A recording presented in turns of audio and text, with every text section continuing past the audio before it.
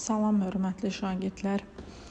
İlk suala baxaq. İlk sualda deyir ki, tələffüz şəklində verilmiş sözlərdən biri isim deyildir. Baxın, burada Y variantında yazdır sözü isim olsaydı, yazdı şəklində olardı. Çünki dır şəxs şəkilçisi kimi işlənərsə, bu zaman orada R düşür. Tələffüz zamanı R düşür, R samiti düşür.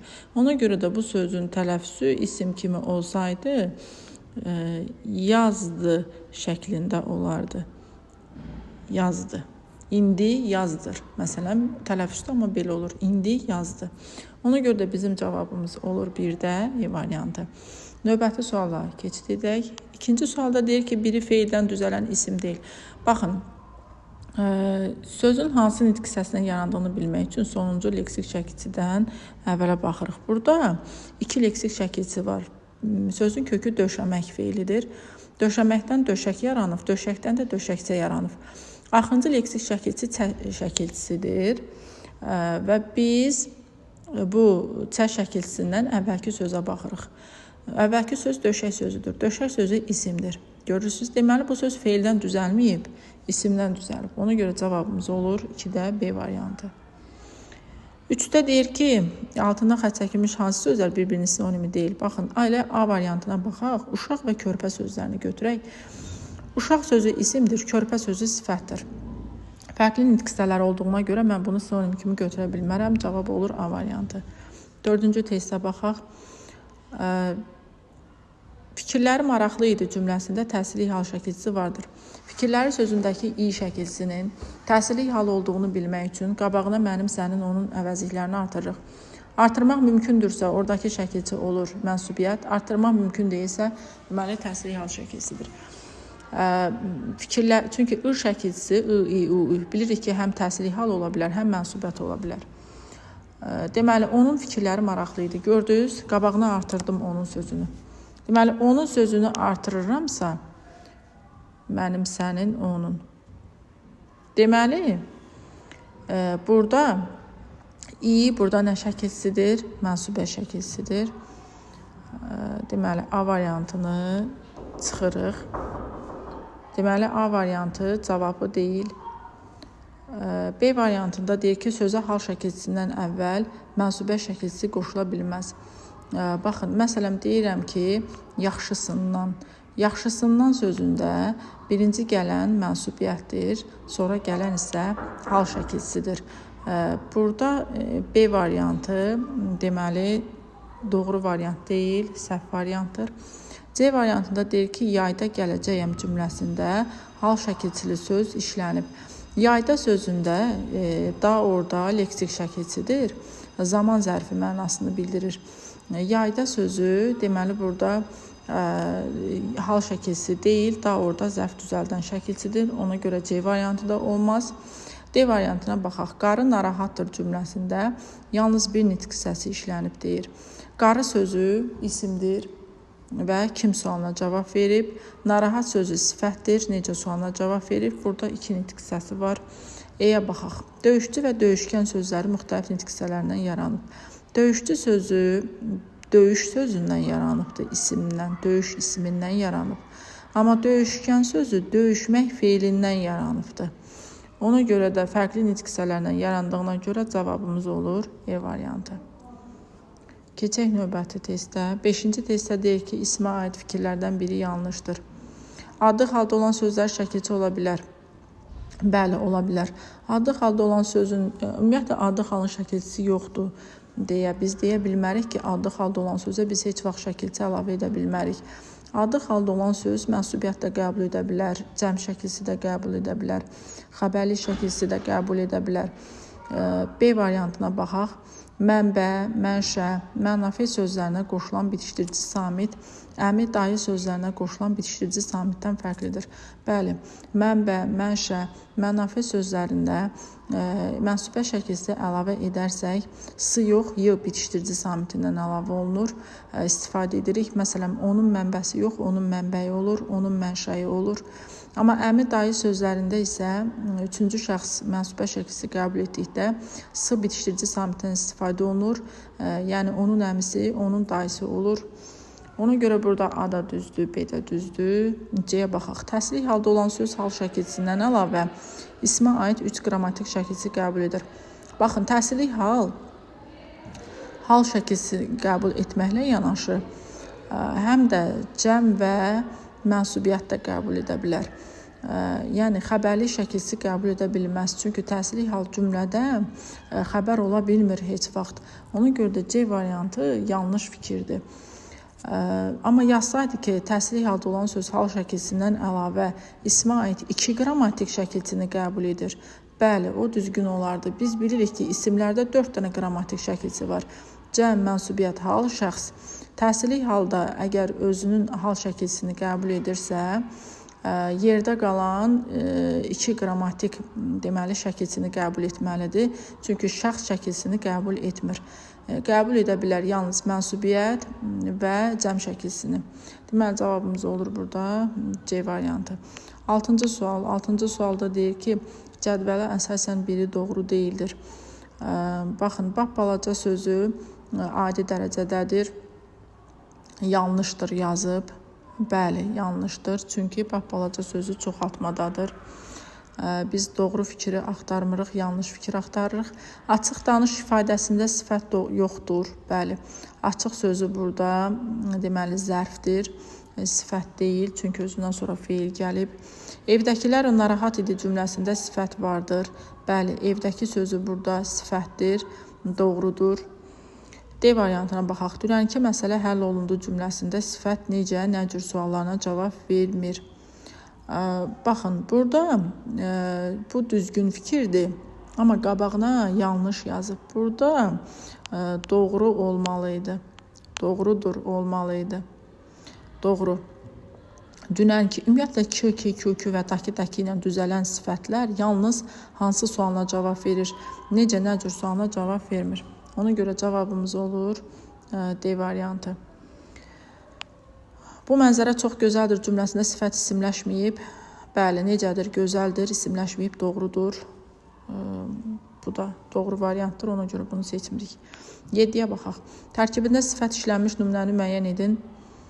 Mən elə E variantına baxanda gördüm ki, burada yaralı sözü sifətdir, yaralı insan. Amma isimləşib burada hal şəkilçisi qəbul edib. Kimi görürdüm? Yaralını görürdüm. Yaralı, baxın, sifət isimləşərkən ismə aid xüsusiyyətləri qəbul edir. Eyni zamanda ismin həm hal şəkilçisini qəbul edə bilər, həm mənsubə şəkilçisini qəbul edə bilər, həm sualını götürə bilər. Amma özünə aid olan xüsusiyyətləri itirir. Yəni, necə, nə cür sualına cavab verə bilməz, təyin ola bilməz, əlamət və keyfiyyət bildirə bilməz. Yaralını gördüm, kimi görürdüm, yaralını. Baxın, hal şəkilçisi qəbul edib və kimi sualına cavab verib. Ona görə cavab olur E variantı. 8-ci testə keçək. 8-ci testdə deyir ki, klaster əsasən nöqtələrin yerinə yazıla bilən nümunələrin olduğu bəndi müəyyən edin. Cümlədə təyin olur, azaltma dərəcəsindədir. A variantı ola bilməz. Körpəcə sözü çoxaltma dərəcəsindədir. B variantına baxaq. Sarımtıraq dərəcə əlaməti tərkibinə şəkilçinin əlavə olunması ilə yaranmışdır. Bəli, ımtıraq şəkilçisini bura əlavə etmişik və sarımtıraq, belə deyək.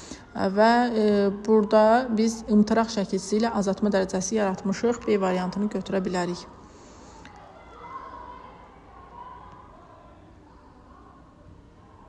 Deməli, və eyni zamanda da azaltma dərəcəsindədir. C variantı düzgün fikirdir, amma bax, balaca sözü azaltmada deyil deyə biz klasterə ora yaza bilmərik. D variantında deyir ki, açıq qırmızı. Açıq qırmızı, bəli, azaltmadadır, amma açıq zərfinin köməyi ilə yaranmayıb. Açıq sifətinin köməyi ilə yaranıbdır. Dərəcə əlamətidir. Ümumiyyətlə, açıq sözü orada bilirik ki, belə deyək, azaltma dərəcəsi əmələ gətirən sözdür. Açıqdır, aladır, təhərdir.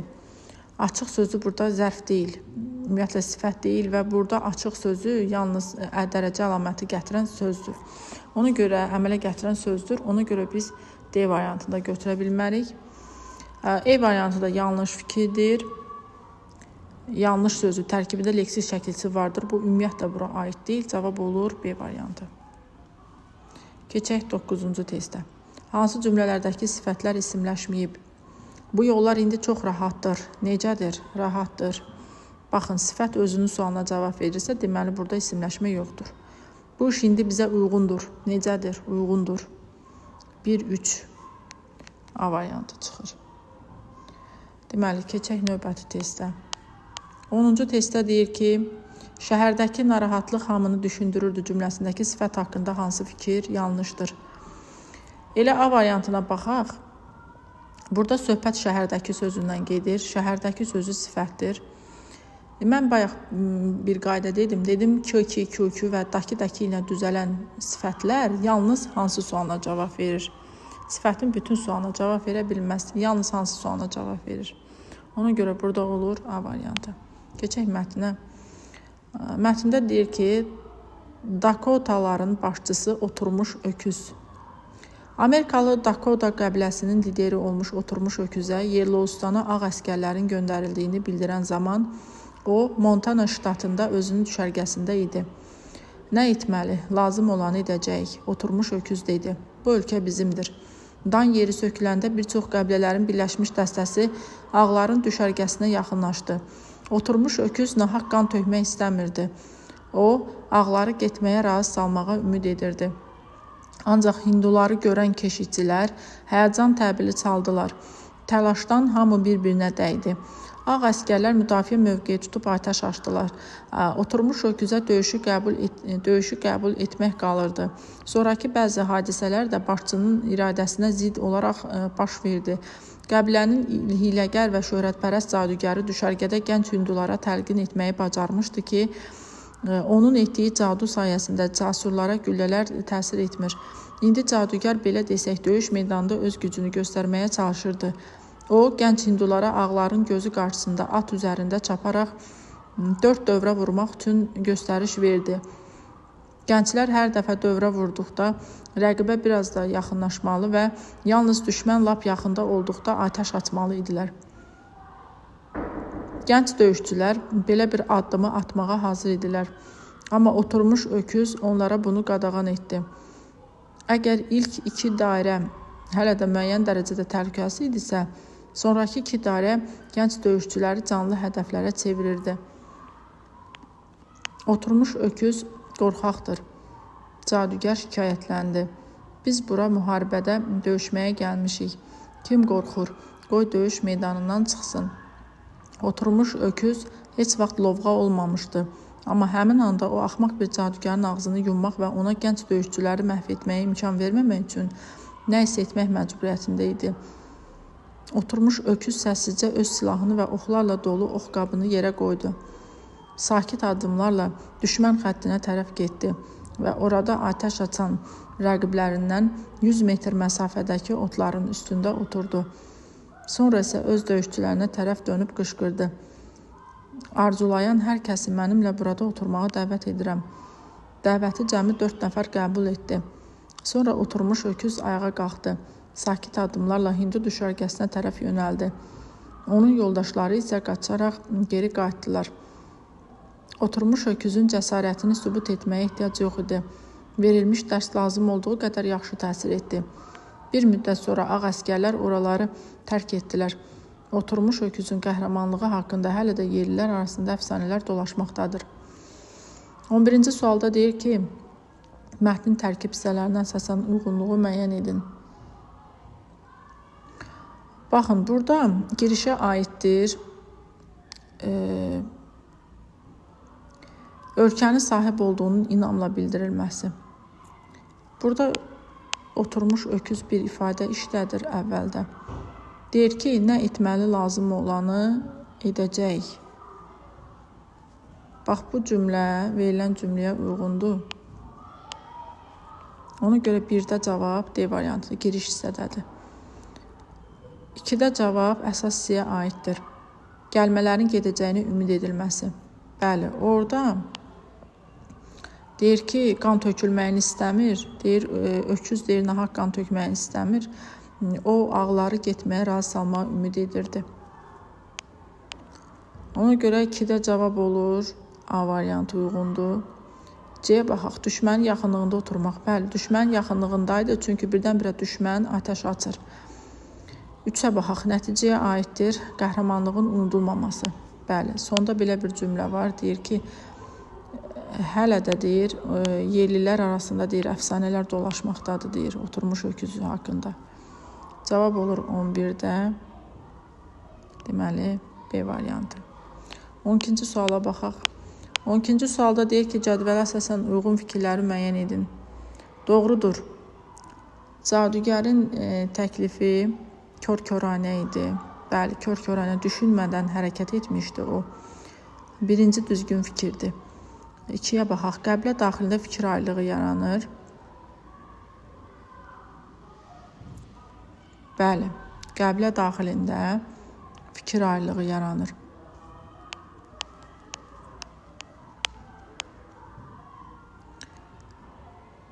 Çünki oturmuş öküz düşmən, belə deyək, düşmən